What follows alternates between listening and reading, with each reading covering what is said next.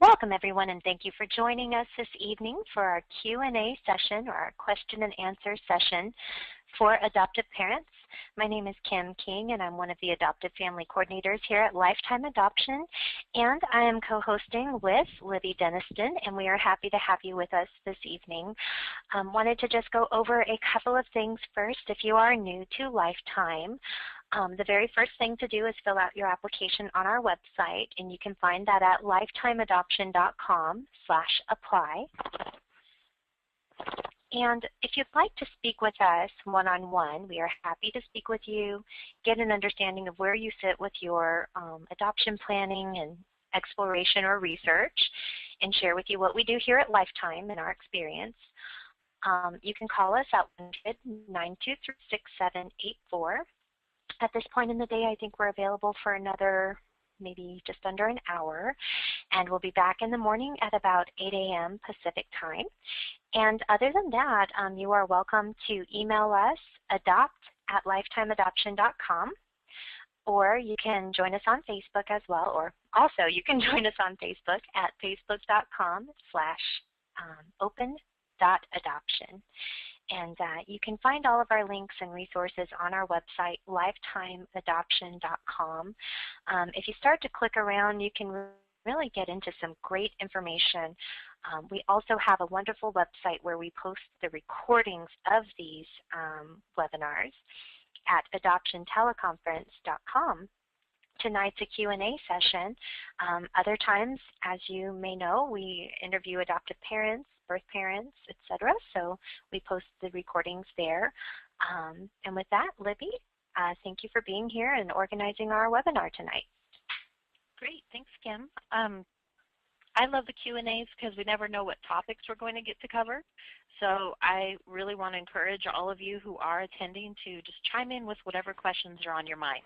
You don't have to feel like, oh gosh, somebody already asked that at the last webinar, or should I know the answer to this already? I feel silly asking.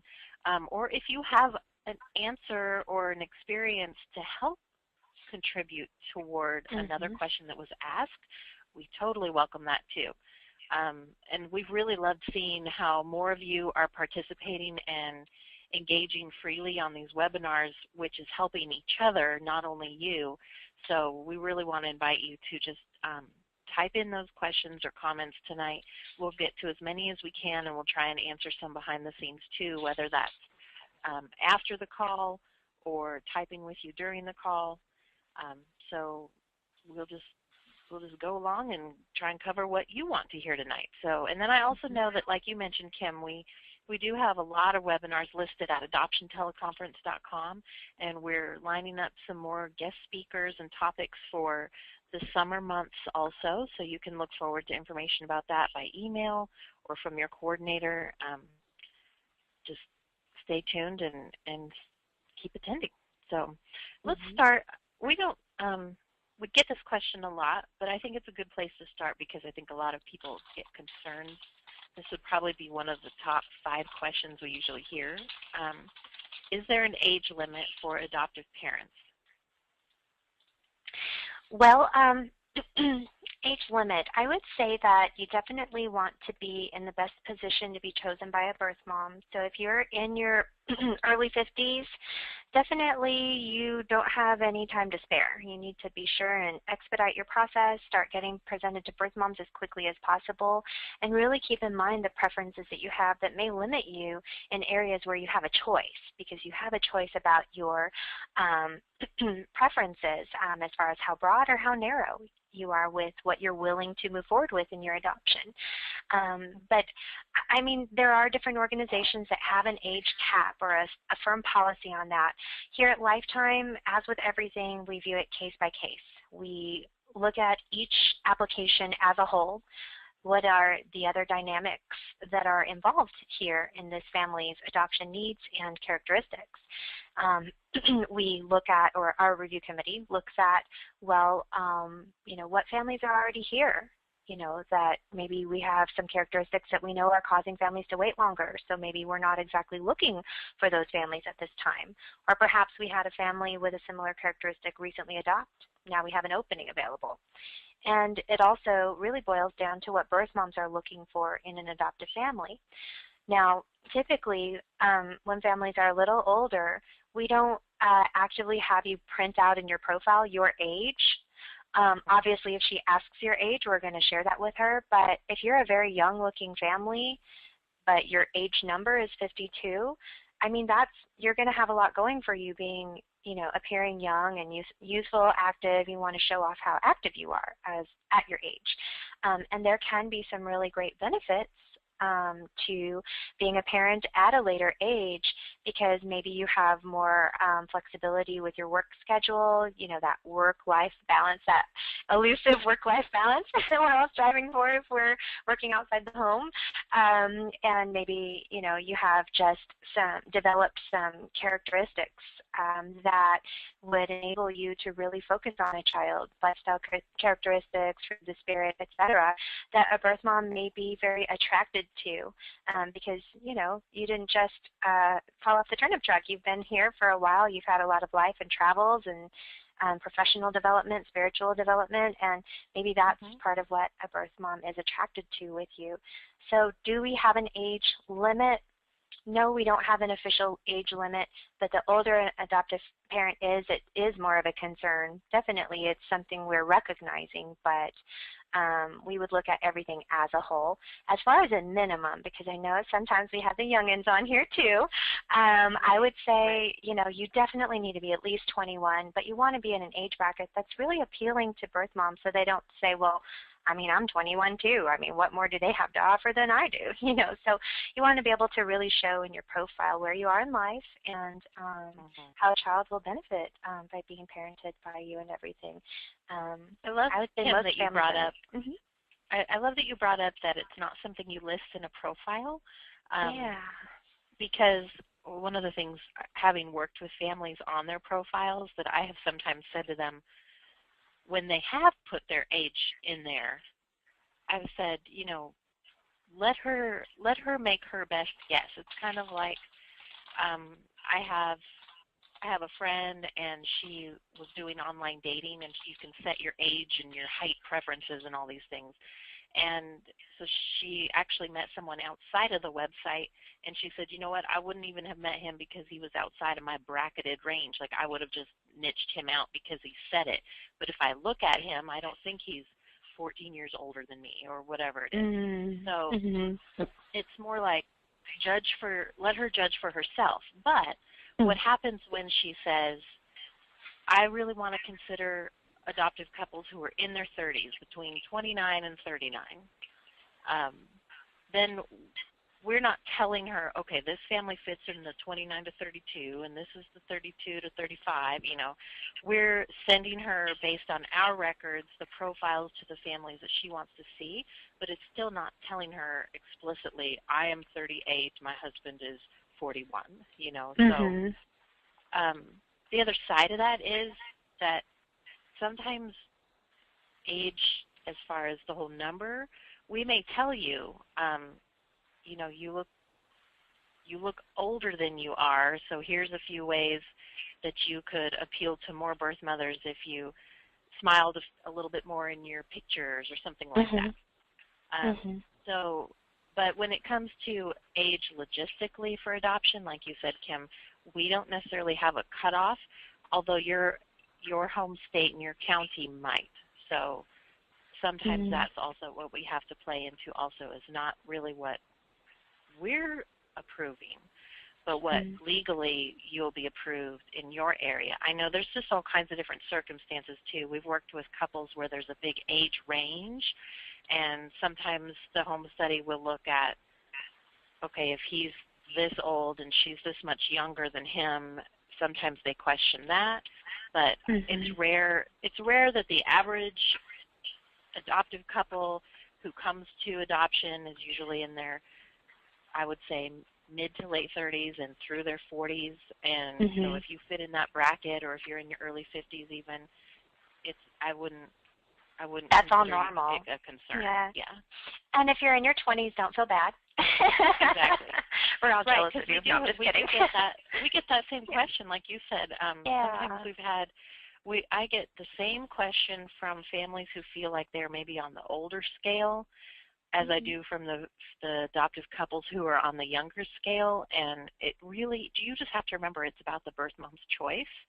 And she might be looking for a young adoptive couple who fits her, you know, kind of feels more like a peer, or she might be looking for someone that she really looks at as you could have been my aunt or my mentor or something like that. But like I love the way you said, really I think it applies to all age groups, but when you said it's more about showing her where you're at in your life, because the other side of this is, I mean, we want to stereotype the young couples as being maybe a little less together in their life, but there are just as many people in their 40s I've met who are still, you know, partying every Friday night and traveling all the time, and, you know, they can't even live the lifestyle that accommodate a dog, let alone a baby.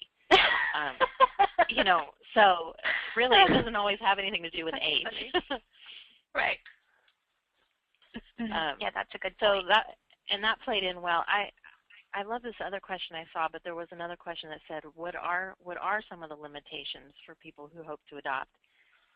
And Kim, I would say you and I'd probably agree it would vary, just sort of based on circumstance and goals. You know, I would say I heard this piece of advice in a totally different setting, just like at a consignment store. You know, when you're getting rid of some items and you're like, should I bring this? Will they accept this? Will they not accept that? You know, and the lady told me, don't self-edit, just bring it all in.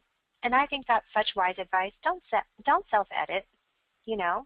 Just, you know, go ahead and take that first step forward and talk with an adoption professional about your case and what you have going on, and fill out your application and, you know, be considered. And if there's something that pops up that is a challenge, well, I know here at Lifetime we'd be very open and honest about that. Like if we're on a phone conference and, you know, someone says, I have this such and such specific, very rare, off-the-wall need. And we may say, well, that's not something we can really accommodate, and here's why. You know, so that you can understand that and adapt what your needs are. If it's a characteristic such as age, well, there's nothing you can do about that. You can't do anything about your age, but you still have a heart for adoption. So you need to find the path to adoption that is accommodating to your age bracket. With a private adoption being in your 20s, 30s, 40s, early 50s, it's all still promising. You know, but if you're in your 60s or 70s, maybe a foster adoption, maybe an older child adoption would be more what you would be approved for when you're home study anyway. You know, so no matter what your age, age is just one factor out of many factors, but if it's just age alone and everything else meets home study requirements, then there should be a path that you can pursue to reach your goal of adoption. Right. And when we talk about adoption goals, that comes all the way down to starting with the type of adoption you want to pursue to all the criteria within that specific avenue of adoption that you want to do. And that is a big reason why we love for people to apply, because it is a whole picture. So we're not just looking at things that a computer could flip out, you know, age, race, you know, all the things that you can itemize or do a statistic on. Sometimes we're looking at the whole picture of what you're looking for, as well as what we see happening in our program, in addition to what you're bringing to the table. You know what else is kind of like an intangible thing, is your feelings about birth parents. If you're hoping to do like a private adoption or like a voluntary, you know, receive a child where the birth mom has chosen adoption for her child and chosen you as parents for her baby or child, you know, if you can research adoption from a birth mom's point of view, oftentimes you'll start to develop a heart for that birth mom, and that can really be a strength in your adoption process too. That's so true. I mean, again, going back to choose the type of adoption you want, and then learn everything you can about that from all sides. Even, you know, if you're going to do foster adoption, look at what are the birth parents under those circumstances going through, and just hash out all types of hypothetical situations. If you want to do an open adoption, learn about the different types of open adoption and the different stories out there, because no two adoptions are the same. And having just gone through Mother's Day this month, and Birth Mother's Day is always the Saturday before Mother's Day, although I like to lump them in with Mother's Day because I know that they feel honored and treasured when they aren't separated. But with that just having been, 2 weeks ago, it's so good to remember that every type of adoption has a birth parent on the other side, whether you agree with their circumstances or how they came to adoption or their lifestyle or whatever it is, or if you're going to have a relationship in the future, or if you will never even know their name. Your child has this other birth history, this other birth side to their story, which becomes part of your family's story. And so it's always valuable when you're pursuing adoption to make sure your heart and your mind is in a smart but also a compassionate place, because even under the worst case scenario that you could imagine, that there is a birth parent on the other side that still probably never imagined that they would have a child that they didn't raise themselves. And they're in a position to, they're either forced to relinquish a child or they're choosing to, and it's still something that no one ever grows up thinking, I'm going to have a baby that I'm not prepared or able to care for. So there's a positive side to that, because all of you are amazing people and you're coming to adoption to be there for these children, but you are also going to be a prayer warrior, maybe even a friend, maybe even a role model to these birth parents if you actually know them.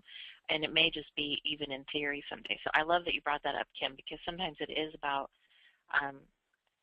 fighting those questions and concerns, and they're all valid. So if you are on the call right now and you're thinking, yeah, I really get stuck on that because I just wish it was like the old days and I could go to some big giant factory building and bring a child home like Annie. Yeah. And you know that that's not how it is anymore, and you think, but that's what I want because I really don't want to think about the history or where that child's been, or I'm nervous about a relationship with that child's birth family. It's okay. A lot of people start there because, again, it can become what feels very natural, but it's a unique relationship. Even if you never really get to know her, you will still know of her, and that this child came from someone before you. So you just start asking questions, and you just start hearing stories, and you know, if you run into people that get kind of judgy about your questions, then move on from them and talk to more people, because there's so many amazing perspectives out there. Kim, we had another great question too, kind of on this note of when you're in those early stages of deciding which way to go, which type of adoption to pursue. And there was a great question I saw about we're just beginning the process and we're not even sure how to confidently choose the right adoption help. I know you've had some great advice for people in the past, Kim, when it comes to choosing the adoption professional that you want to help you find your baby. Well, there are a lot of things that you're going to evaluate that may seem like common sense, but that not everybody thinks about. I think, just off the top of my head, make sure you're reading all their paperwork and that you know their requirements that are going to be expected of you, you know, so that you're just really looking at it in black and white and saying, can I do this?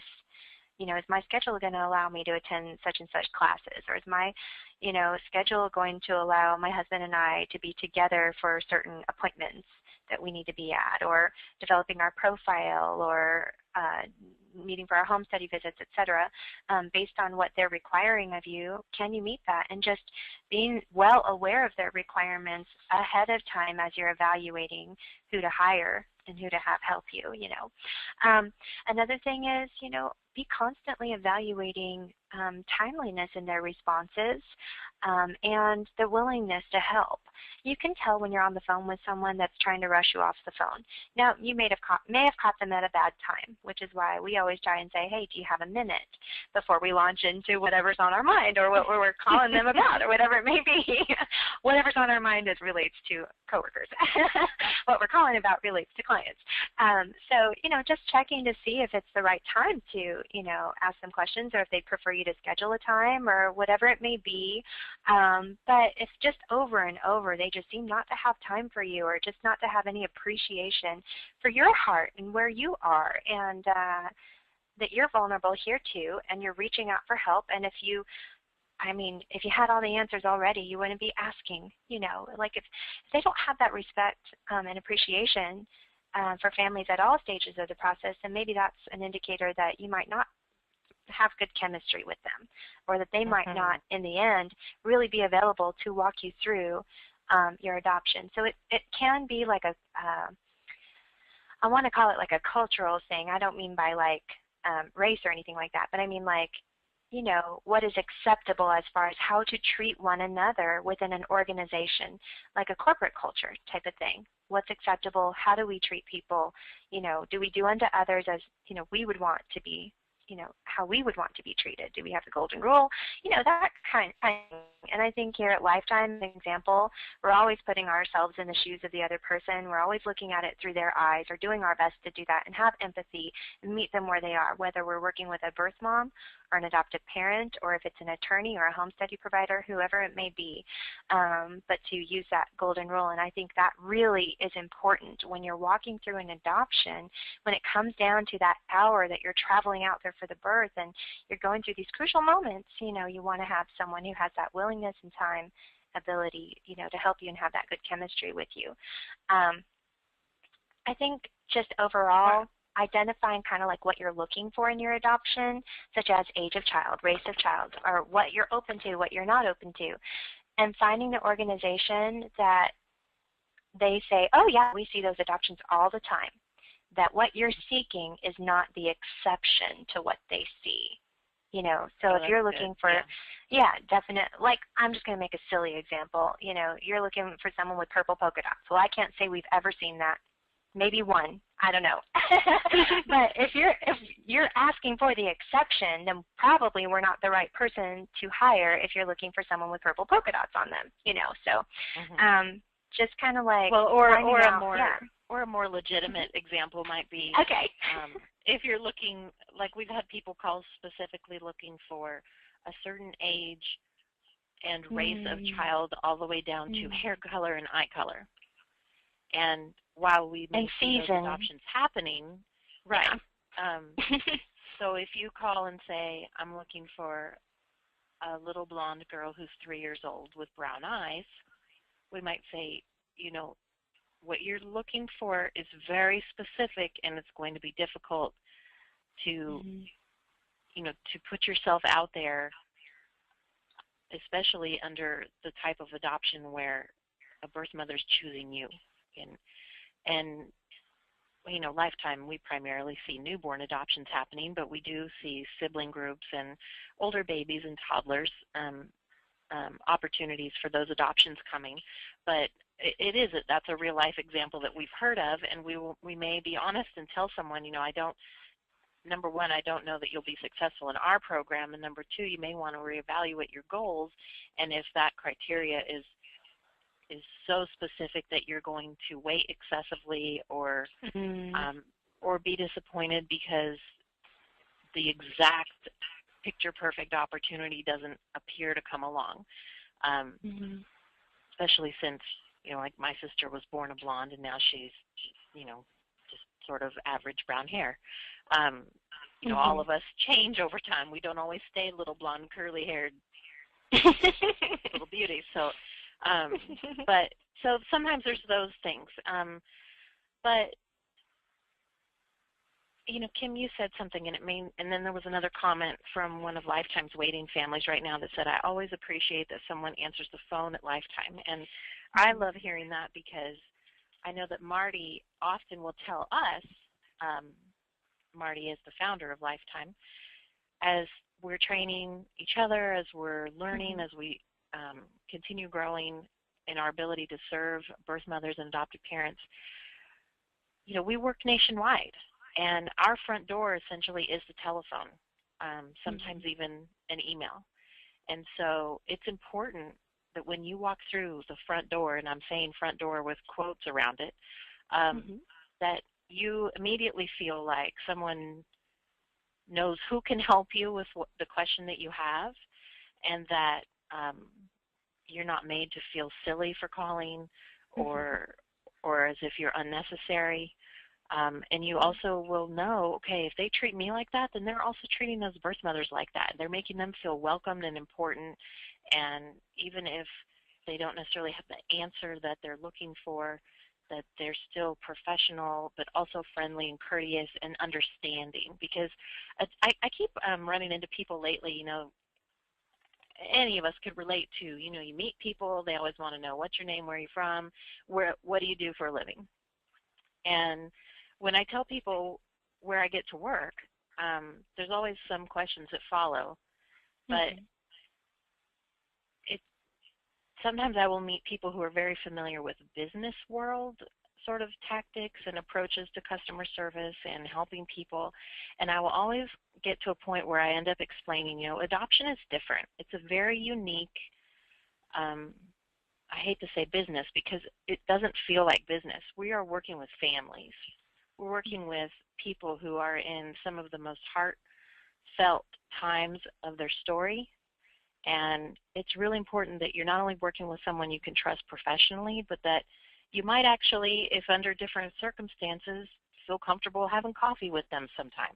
Someone that you actually, not that you have to be buddies with them, but someone that you trust is not just telling you lip service or telling you the right answer, but that is also caring about you being informed and having truthful, helpful information.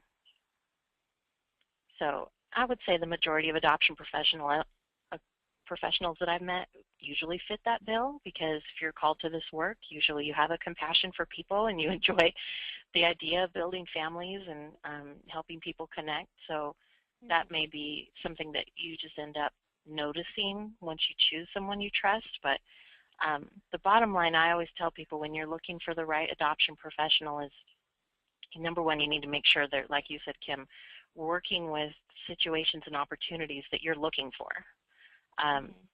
So another example is sometimes we get calls from people who maybe they had a couple friends that adopted through Lifetime and there was all these great things to say about them, and they just say, well, I really want to work with you guys because my neighbor and my sister's friend, they went through you and they have all these great things. I really already trust you guys, but what I'm looking for is, an 8 to 10-year-old sibling group. And we might say, we just can't help you find that. That's not very common. Like you said, that's the exception. And so you don't want to work with someone just because you've heard good things about them. You want to work with them because you've heard good things, and they're going to help you adopt successfully. And they're nice. Not just nice, but successful as well. Yeah. So let's see. There were a couple questions about different states.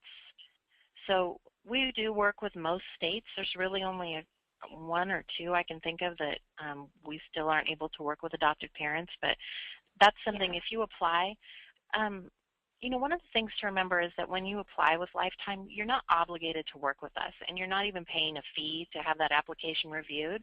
So if you apply and you're from New York, for instance, because unfortunately families from New York are very limited in who they can hire to help them adopt. But if we see immediately, oh my gosh, they live in an area that we can't serve, then we'll just tell you, here we may have referrals, we may not for your area, but we'll be up front right away and to say, we're not able to help you. So if you have concerns based on where you live, it's also okay to apply before you know the answer to that, because we'll let you know immediately if that's possible. But there's also questions that have come in about from a few families who have home studies completed through the foster system, or they had home studies completed for another adoption. They want to know if they can apply it now. The answer to that really can vary depending on where you live. Sometimes I usually say you need to contact the person who completed that home study and ask them, what can I do, or does it already work if I want to use this for a private interstate domestic adoption? Sometimes there may be a couple classes you may need to add to that, maybe to learn about open adoption or having a relationship during a match with a birth parent. It can vary. Every area in the country is a little different. So, but in most cases, if you have a foster care home study, usually you have to, in my experience with families, they have to at least get something sort of added to it to qualify them to also adopt privately and out of state if that situation comes up. And some of the things that we need in a home study, I just think it's good to just spell it out, especially if we have some of our families listening. We want to make sure that your state and federal background checks are less than a year old. So if it's inching toward a year, make sure you schedule to get those updated, and we need to receive a copy of that. I think we do really like to see a notarized copy of your home study. If you've already sent your home study and your primary coordinator here at Lifetime said, okay, yep, you met all our requirements we need and it's notarized, then that's fine too. For example, there are 1 or 2 home study providers that we've worked with for many, many years, and we know who they are. We're not going to require a notary. So that's all fine. But basically, like Libby said, it's for a private, interstate, domestic adoption. When you hear the word private describing adoption, that's the same as independent adoption, which means the birth mom is choosing you. You're going through someone to help you work out the legal work, etc. It's not like through the state. So yeah, I think like Libby said, just ask the home study provider if you meet those requirements and what you would need to do in order to get there. And then you have to have that sent over to us. Now, a word on having your home study sent over to us. Please verify that Lifetime has received it. Now, this is only for our contracted families. If you're someone who just met us and you're maybe filling out an application, or you're going to have a conference, or you're reading through paperwork, or you're about to start your program, don't have your home study sent yet. Just wait until you've actually signed, the paperwork, so that we have that confidentiality agreement. And just think that's just a good rule of thumb in adoption in general, not to be sending your home study out to people you don't have a signed agreement with. But send it to us once you are in the program, and then verify that we have received it. There have been a few cases over the years where a family has assumed that, okay, I requested my home study to be sent to Lifetime. My social worker said she would. I assume it's done. And here's Lifetime still telling you we don't have your home study yet. So we just want to make sure that if you haven't heard from us that we've received it, it probably means that we have not received it. Definitely verify. That's just to help you avoid a pitfall, that other families have fallen into, unfortunately. Exactly. And for those of you who may not, whether you're already working with Lifetime or you are just considering your choices, your options for the future, if you already have a home study, make sure you also know when it expires, because sometimes it's more work to get it reactivated and get it revalidated than it is to just keep it current. So that's something you should ask your home study provider too, because I always feel bad for the families when they end up saying, yeah, I let mine lapse, and then we had to basically start from scratch. But if you don't yet have a home study, like Kim said, don't hear us talking about them and think, oh my gosh, I'm already 3 steps behind because I don't even have a home study yet. Most families, when they haven't yet begun an adoption search, when they come to Lifetime, they usually start their home study at the same time that they start working with us. And by the same time, don't panic if you don't have one. By the same time, what we mean by at the same time as starting with us, I don't mean like 6 months later. I mean like within the first couple of weeks of starting your program, that's when you should get it started. And, we've got to make sure families understand this because they miss out on opportunities by putting it off, putting it off, putting it off.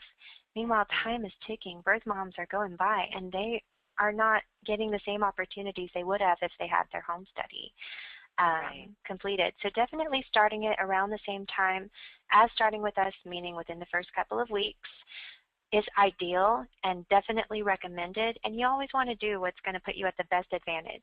You don't know if some delay is going to come up unexpectedly that's out of your control, so don't build in a delay just from the start by not even starting it. I hope that makes sense.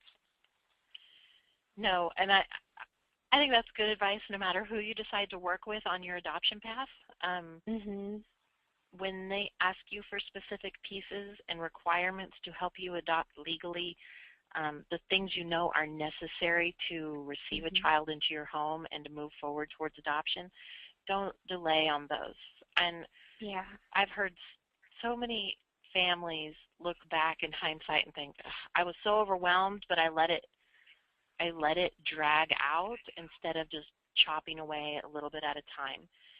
And the families who didn't feel as overwhelmed and they got things done right away, they talked about how they made sort of a goal list for every week, sometimes every day, just spending a certain amount of time on chipping away certain items off the checklist to complete those things. Because once they're done, you may actually wish that you still had them to do because it's an activity to do while you're waiting, but it's so much better to have that done as soon as possible and to not let things lapse. So anytime your adoption professional asks you for something, whether it's a home study or a call back to confirm availability or openness to a certain opportunity, or even just sometimes we get questions from birth mothers that we may not know how to answer. Like the one example I always love to go back to is I had a birth mother looking for a Republican non-Catholic family. And for all of those of you who fit into the opposite of that, I don't want you to think, oh my gosh, I'll never be chosen. No, this specific birth mother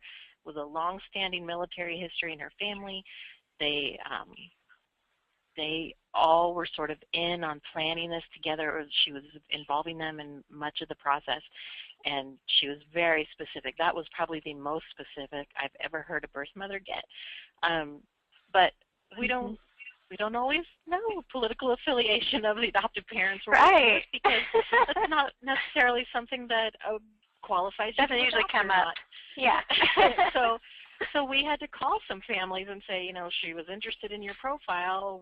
Which way do you vote?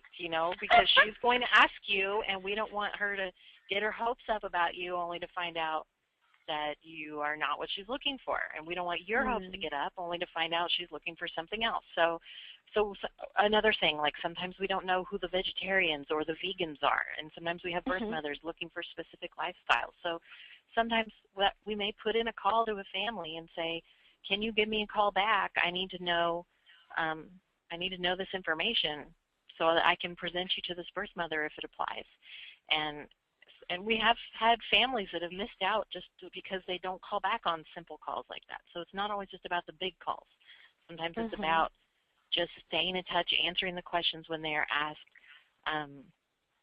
And the other side of that, too, is to make sure, like we talked about earlier, whenever you're working with your adoption coordinator, make sure that you have clarity. Don't feel embarrassed to ask again. That doesn't make sense to me. What do you mean by a home study? Or what do you mean by that recommendation you gave me on my profile, or whatever it is. Make sure you have clarity, because I always hate to see families get 6 months or a year down the road and then say, well, I didn't ask because I thought that I was supposed to know that already or something. It's really, adoption can be very overwhelming and a little bit scary and nerve-wracking when you are not informed. So being over-informed is probably the #1 tip. Just think about and ask questions about everything, because even if it doesn't apply to your situation, you will have at least kind of hashed that through in case it happens, and maybe pass that information along to someone else. So let's see here. There were a couple of questions about. Oh, go on, Kim. Sorry. I wanted us to talk about Kevin's question because, Okay, yeah, I just saw that. My heart goes out to this question. Kevin, your question totally touches my heart. Like, let's talk about this. Mm-hmm. So they've adopted before. It was an international adoption. So typically in an international adoption, you have no expectation of any contact with birth parents. It's an international adoption. It's, there's no birth mother in the picture. And that's the case here with his previous adoption. There's no contact with birth mom. But, they're pursuing their adoption, and they're worried, they're concerned.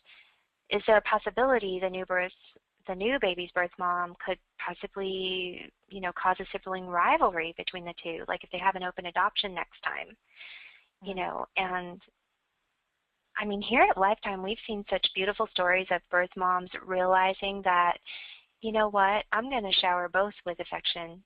Not affection, like they're not smothering your child in kisses or anything, but like if I'm sending a Christmas gift, I'm going to send one to all the children in the house or both children. Or if I'm going to see you again in person, I'm not going to just only talk to my birth child, but I'm going to include both. Remember Libby, one of our former coworkers, Rebecca, she had adopted twice, and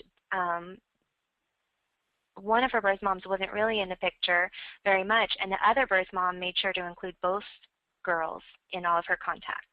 And then that birth mom who had included both girls in all of her contacts, to make sure not to let anyone feel left out, she kind of got caught up in life, and the other birth mom kind of like was a little more involved, and she did the same thing. She included both girls in her contact.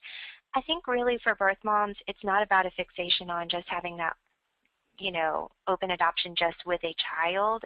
It's more like just knowing how your family is doing, and that they cherish knowing how the siblings are well.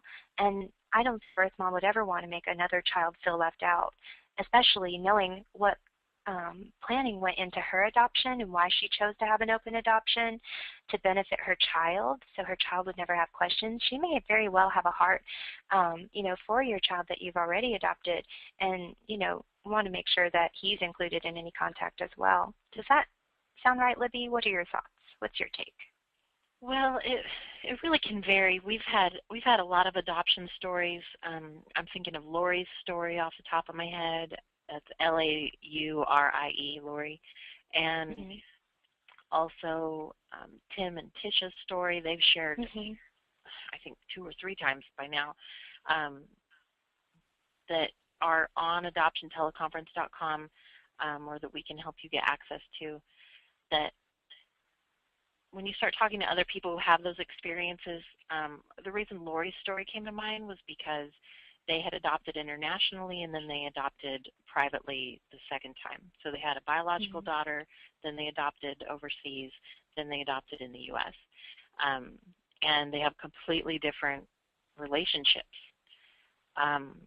And I feel like sometimes this oversimplifies it, but I really feel the answer applies whether you're raising more than one biological child or more than one child through adoption, because I know one of my mother's greatest probably surprises and sometimes frustrations was my sister and I are only a year and 2 weeks apart, and she thought we were going to be alike, be sick as thieves as friends, and get along and have the same interests, same temperaments, all this. And as we grew up, I always remember my mom, and I love Doris Day just because I love old movies, but my mom used to say Libby was my Doris Day and her sister was my Jane Fonda, because we were completely different types of women, completely different types of people.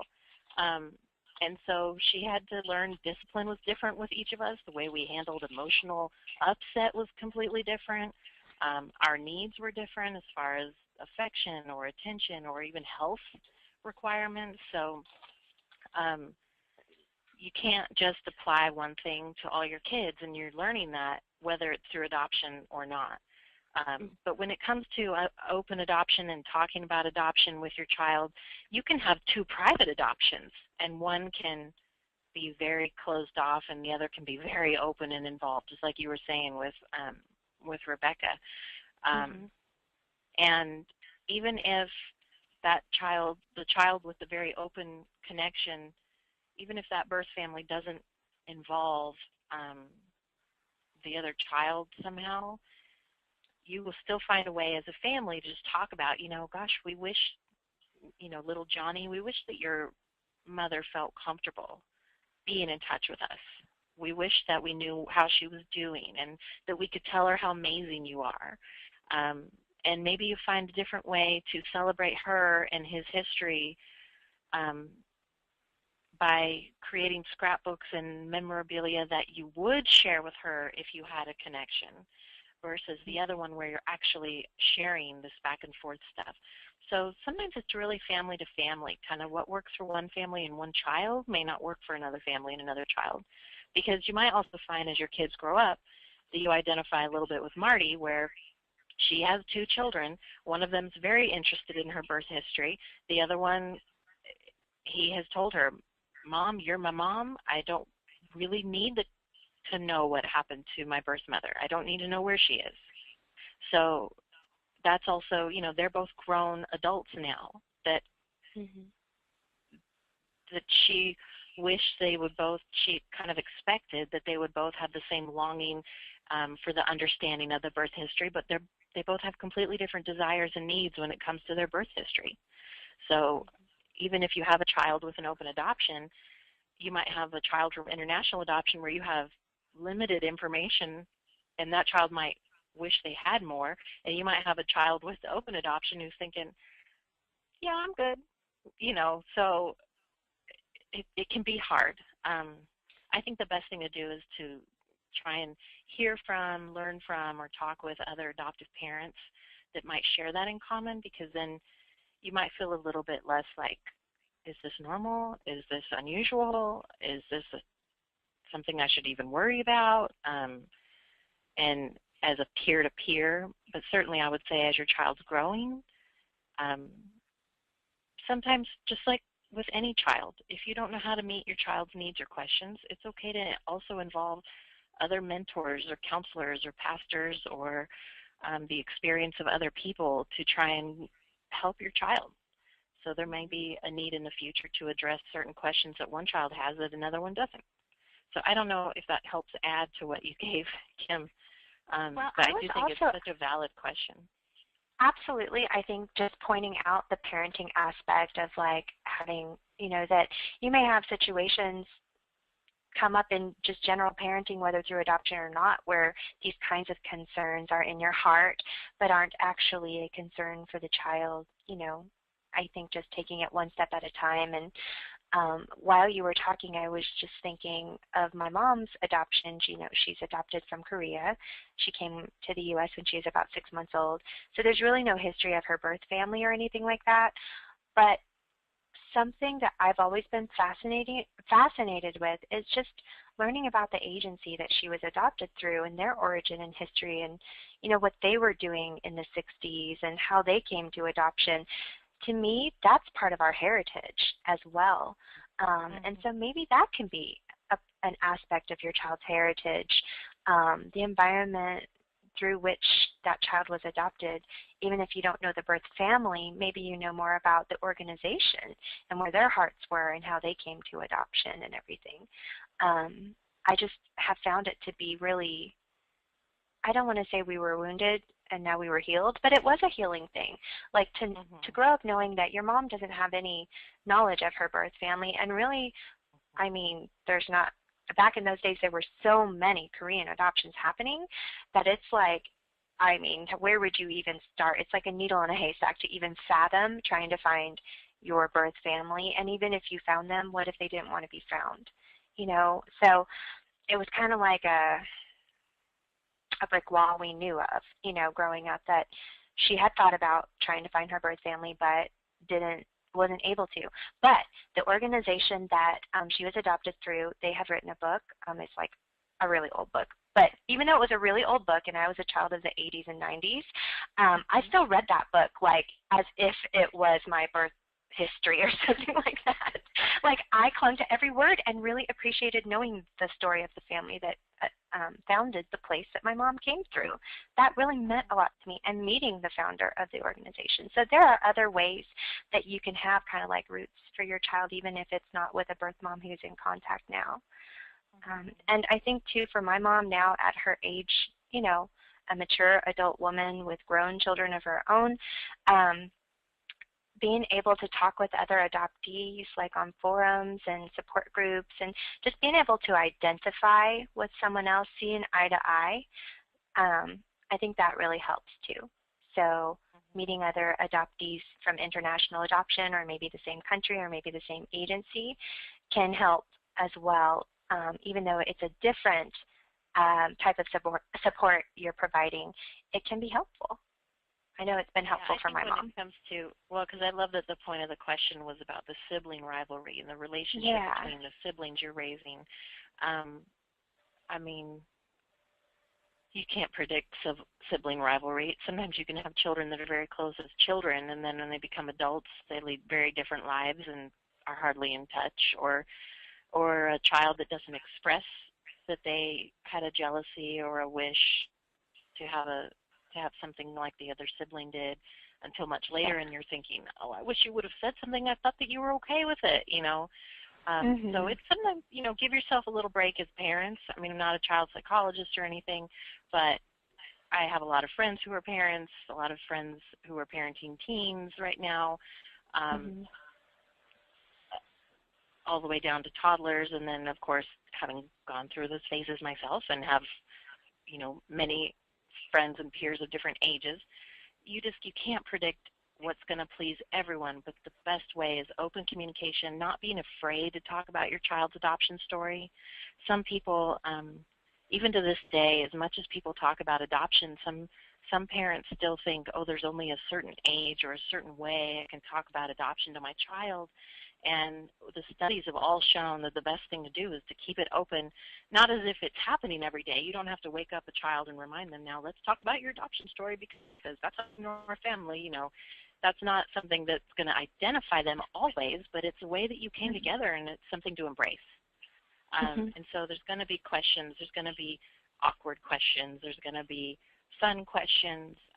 And you do the best you can as parents to be honest and age appropriate with your kids, and to help them be confident in their story and knowing how loved they are and how their story was out of love, and that's the way you're moving forward with your family.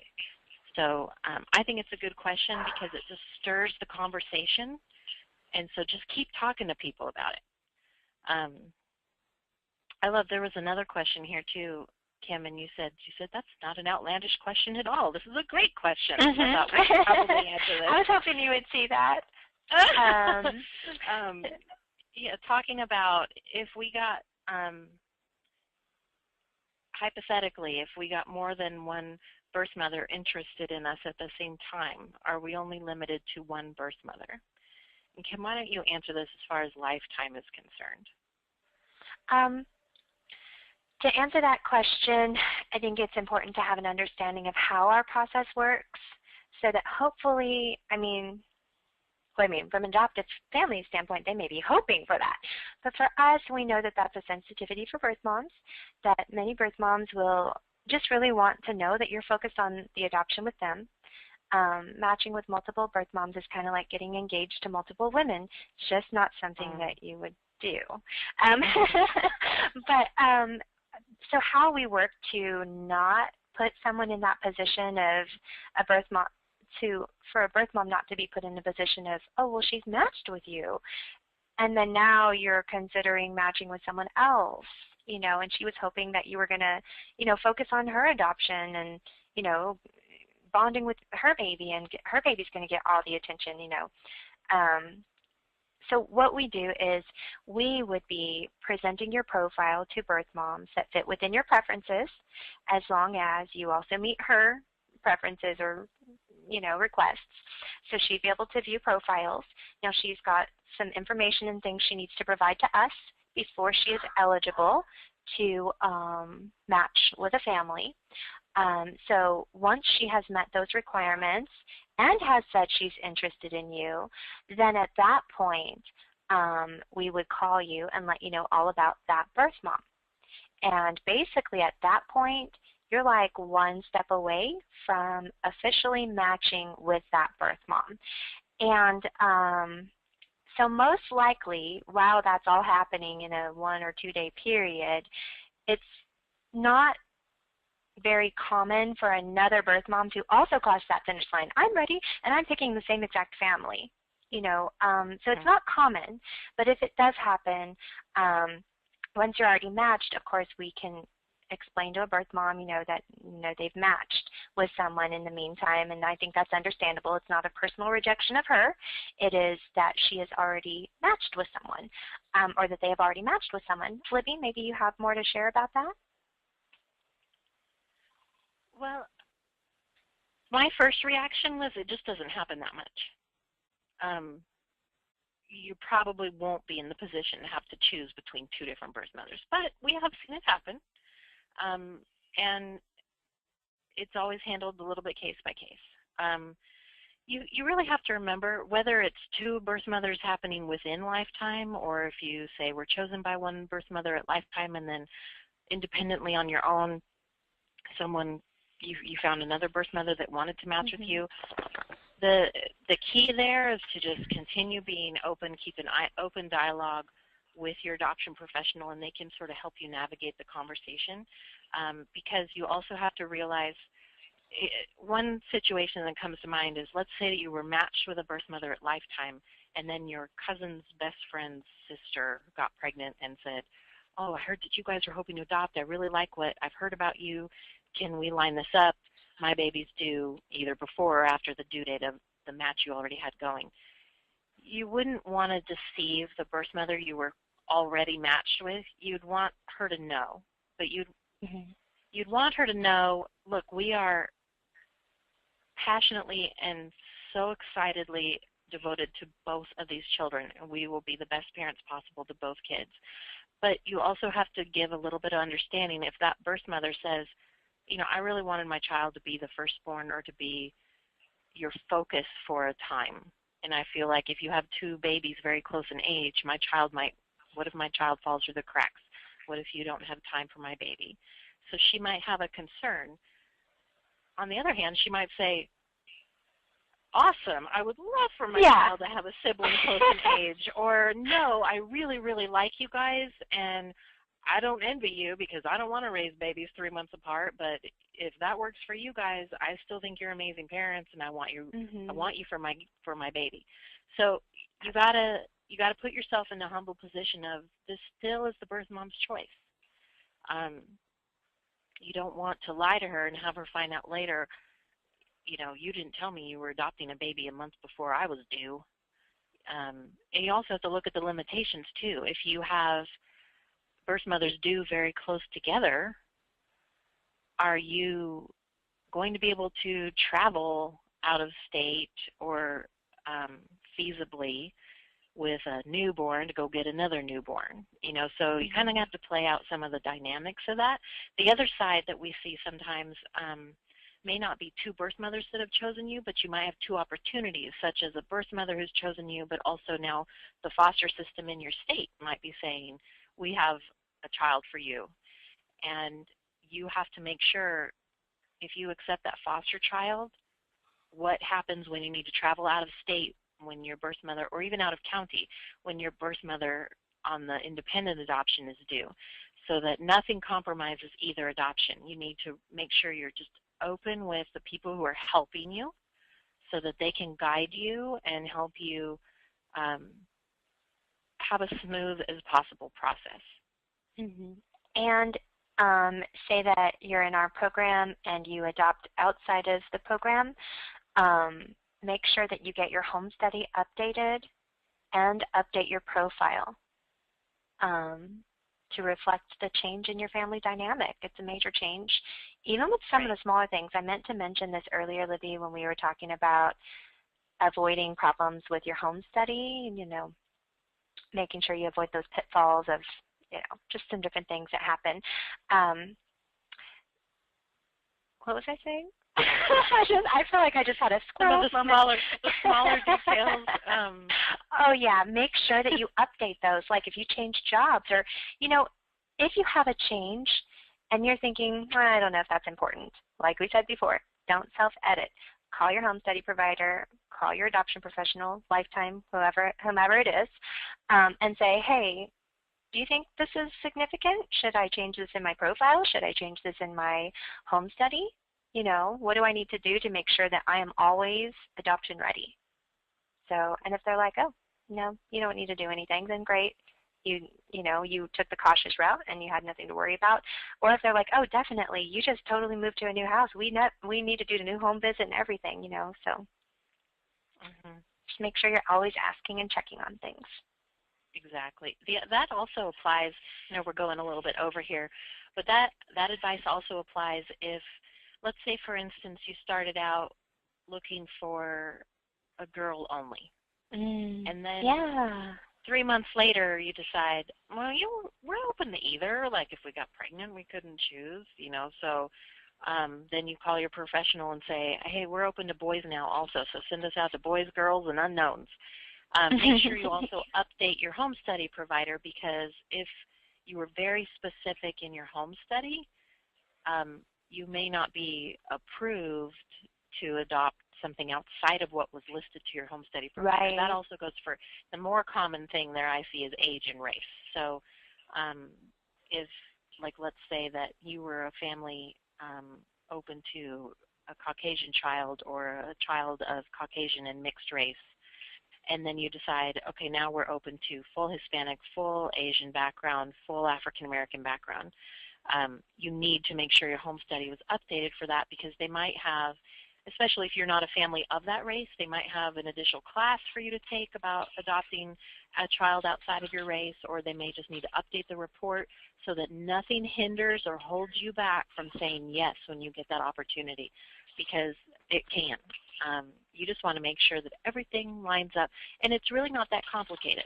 The person working on your home study is a human, and she cares about your adoption plans, and they want to see you succeed. So they're going to navigate that for you. They're going to be excited to celebrate this success with you. So don't feel like, oh my gosh, now I have to do all these things. It's really just more keeping the connection and the contact open with the people who are helping you adopt, and letting them know everything you're open to and things that might get in the way of you saying yes.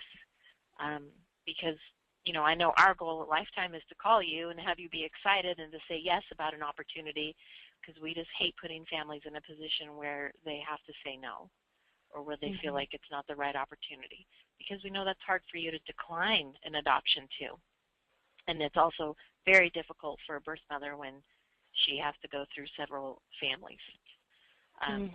So communication, I feel like that's just sort of the buzzword these days. It's just really about communication. If you're adopting as a couple, communication between each other, and then with your adoption professionals, the home study provider. Just make sure that everyone is on the same page. Yeah. So that nothing holds you back from saying, yeah, when do we leave? Like I was telling you earlier when we were just chit-chatting in our webinar prep sound check ahead of time, just our personal sound check, I think, like just in marriage and in adoption, the opposite of communication is assuming. Don't assume. Communicate. Right.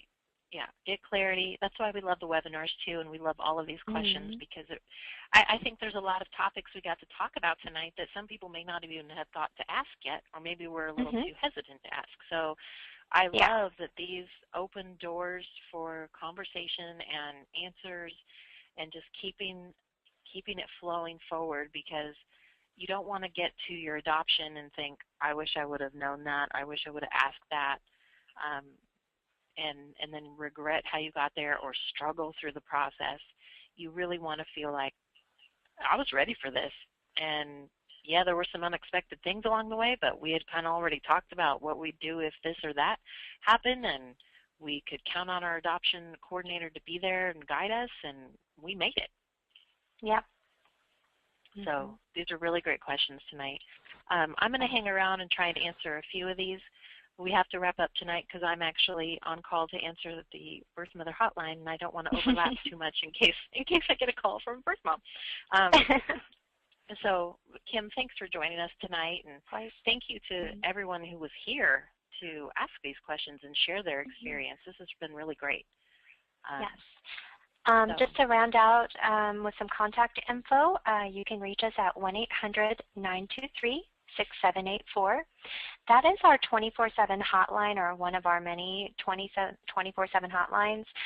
If it's after business hours, it's still answered by a real person, but if you're not in an urgent birth mom type scenario, we'll take a message and call you back the next day probably.